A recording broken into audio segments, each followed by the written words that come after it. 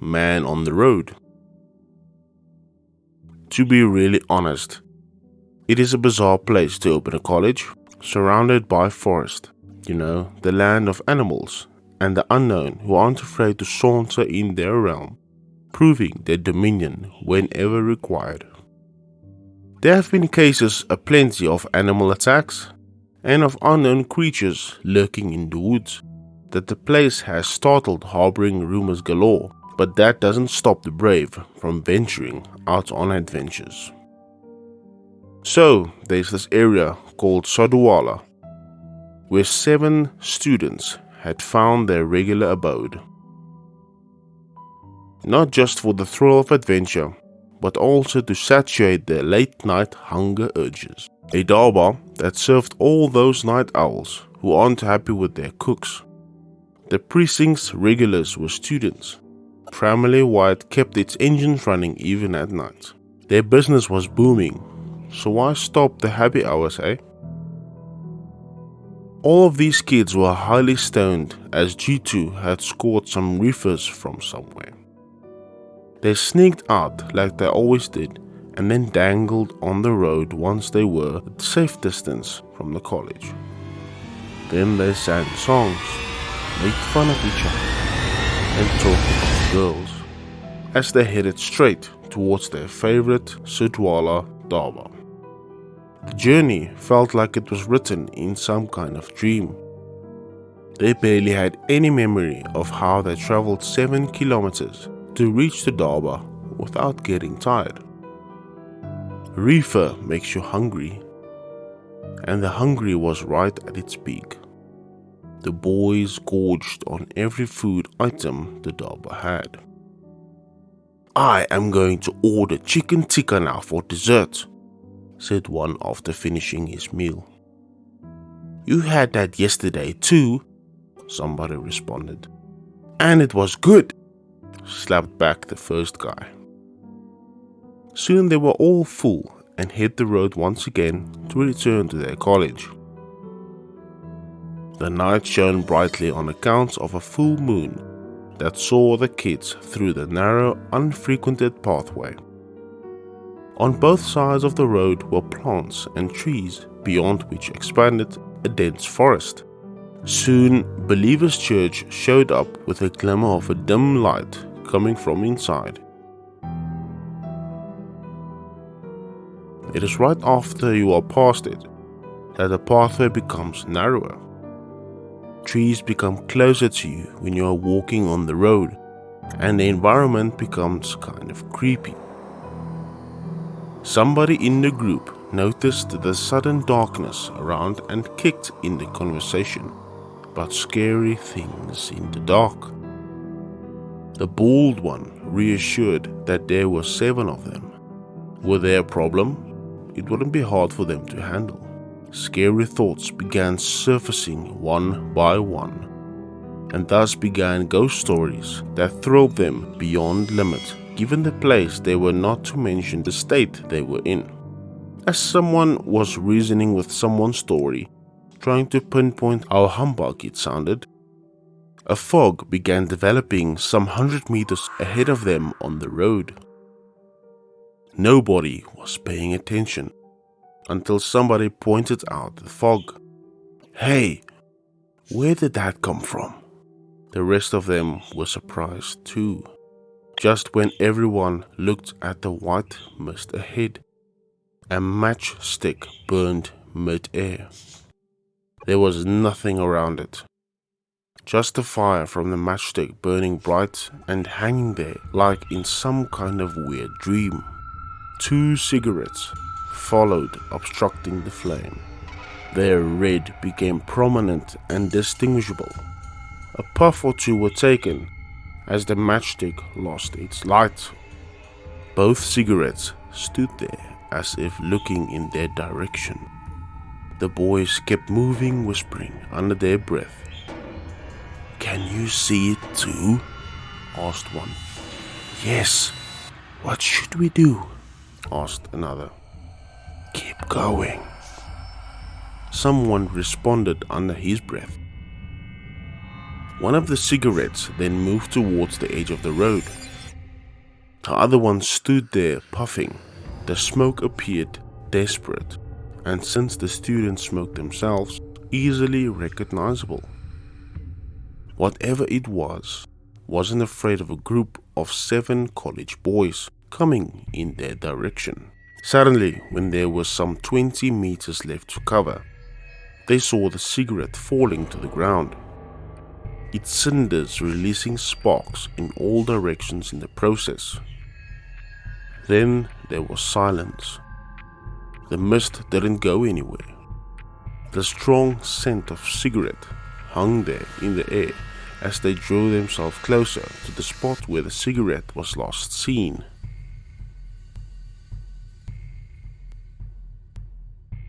As they were crossing the spot, one of them noticed a man sitting by the edge of the road towards the right. There was no head. There was smoke coming out of the place where there was supposed to be a head. One boy whispered under his breath, "Can you see it?" Yes. Keep walking," whispered back. Ignore it. Don't look at it," someone advised. "There's smoke coming out of his head," another one chimed in. "Shh, don't." Everyone had seen it except one. The boy who had failed to see it and had no clue where it was blurted out loudly, Where? I want to see it too." As he turned around to check on it, it was too much for the rest of them, and they stormed off. They didn't stop until they saw the college entrance, where one of them confirmed, if everyone was there, that nobody was left behind. They all were there. All 7 of them sneaked back in and then assembled in the room where they began to discussing what they had seen. They were shuddering with fear. Everyone's story checked out, and everyone had seen the same thing. That was weird. The desperate talk slithered into the dawn as they failed to sleep that unfortunate night.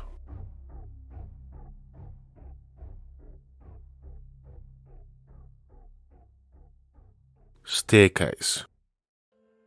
Sliding through her pictures on Facebook was a favorite pastime. Angie was Steve's weakness. His lifelong crush, who had consumed his life unknowingly.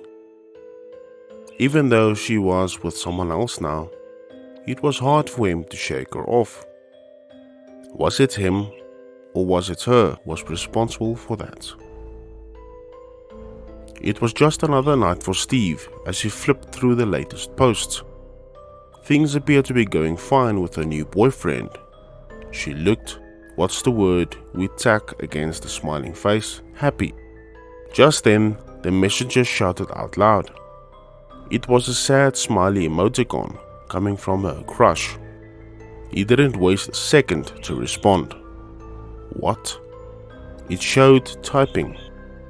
As she waited patiently, thousands of thoughts going through his head. Rob and I had a fight. There was a pause, and then the sentence was completed with, yet again. He wanted to say a lot of things, but all he could manage was, and? She typed, I need you. It wasn't the first time that this happened. He could always cave in as a friend. You know what time it is? An angry face slapped this time on the messenger. He knew she wouldn't have said that, so he rectified himself. All right, I'm coming. A smiley face showed up as he got up from his bed. Steve put on his new pair of clothes that he was saving for the next party weekend, dug himself under the sweet yet contrived miasma of the deodorant and grabbed his keys to the room. He locked the door behind as he made his way out toward the staircase. It was a 3-storied building without a lift. Steve lived on the top floor. He started his descent. He was so accustomed to the stairs that he didn't pay attention to the lights that were never switched on the second floor. With her in his head, and what would he when he would see her at her place? And with a smile on his face, he started alighting from the stairs. He was already 3 floors down when he found a landing instead of a bottom floor. He was surprised. Towards the right side, his door 303 beamed. Didn't I just reach the bottom? How did I end up here? Or was I just imagining things? This time he decided to pay heed as he once again started the descent. To his surprise, he was there at his own door yet again. What is happening? He checked the stairs up good. He peeked through the top to find the bottom floor. It was there. A light bulb flickered. Why am I not making it then? He once again started the journey, but this time he had hardly covered the floor that his door showed up towards the right. Confused, he ran up this time, and the door was there as well. He didn't understand what was happening to him. He pinched himself to confirm it was just a dream. It wasn't. He once again decided to go down, but this time in the darkness he found somebody sitting on the stairs. It had white eyes that reflected in the darkness. Steve at once hit a button on his mobile to check what it was, but it was no longer there. At this point, any sane man would have decided to return, but Steve was blinded by love. He couldn't stop thinking about Angie. He climbed down further slowly, this time convinced that it was a mere hallucination he saw. Surprisingly this time, his door didn't show up to the right. Towards the right was 203. He relaxed a bit and decided to move on. But just as he turned to make the second floor flight, he saw that silhouette once again sitting there, facing forward, staring at him. Its eyes shone bright. It growled this time. Unable to move, Steve tried to go for his mobile once again when the thing charged at him. Steve ran up, stumbling the flight as his door showed up to the right. He could feel the monster close behind as he turned around the flashlight to check what it was that followed him. But there was no one. He stumbled with his keys as he burst through his door and closed the door behind, locked it tight. He stared through the keyhole for a second, but it seemed quiet. He decided to call Angie this time. Hello, Angie? Angie's voice crackled from the other end. Hello? She said. I'm trying to come to you, but there's this thing in the staircase.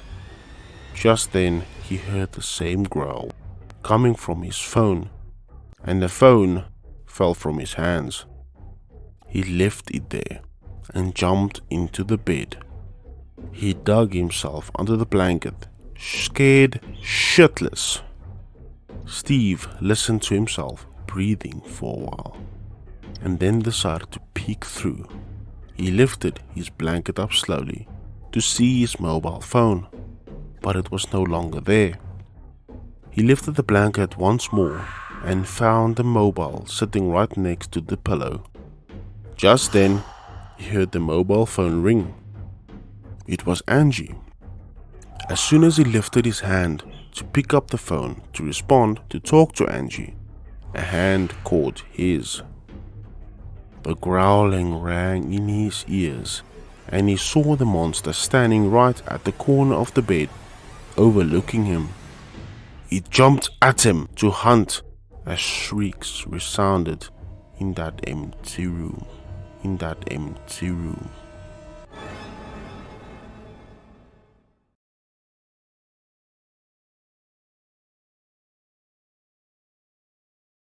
The Woman in White. It was a gloomy night, full of crickets and fireflies. While they could have easily beamed up anyone looking for some company in the dead of the night, they failed to please two brothers who walked down the moonlight path ahead. They knew it was their only way to home, and sadly it was quite forlorn at such a bad time. But there were people, yes, even when it turned dark. The village was never dead. It was their village that was to blame, that had created such faraway places of interest to expand its reach. For such little steps to cover a patch of land, it would generally take hours, but Chiru had his elder brother Diru for company, and the road had suddenly become less punishing, because when you have with you someone you love, you forget how far the destination is. They talked about their day and how they had enjoyed swimming in the pond and how much they loved playing Giladanda. They chortled when they tried to name some of their friends who really sucked at the game. It wasn't long after they noticed someone coming from the front. It was hazy at first, but then as they walked on, they were able to make out that it was a woman wearing a white sari. With the village full of old widows, it didn't come as a surprise for the lads. Also, because they were deep down in a pleasant conversation, they were far away from paying attention to everything around. But she was right in front of them, so it was hard to ignore her. Within a matter of seconds, to their surprise, she disappeared, only to appear again, right next to Chiru. She sat there motionless, weeping. Her face was covered by her sari. It was a shocking moment for anybody. Chiru turned around for Diru, but he wasn't there. He turned around and ran as fast as he could. He found Diru already running away in shock. Diru screamed in his gasp, "Run!" He turned out to be too much of a wimp for a brother. While running, Chiru turned around to check. The woman was still there squatting where they had last seen her. That was the last he saw of her. He blasted away at full speed. Chiru kept following his brother. As they made a turn, she luckily bumped into a bunch of villagers who were out for a stroll. Diru dug his face into a lady's lap and was too shocked to say anything. "What happened, child?" Diru wouldn't even look back. His body trembled like a shriveled leaf. The lady wrapped her arms around him to calm him down. She could feel the goosebumps on his body. They were screaming for motherly love. Chiru came running too. He was baffled too, scared not as much as his brother, as they hugged each other tightly. Chiru told them about what they had seen. The villagers confirmed that they too had encountered something like that down the road. Then they took their children home. They chose a different path this time.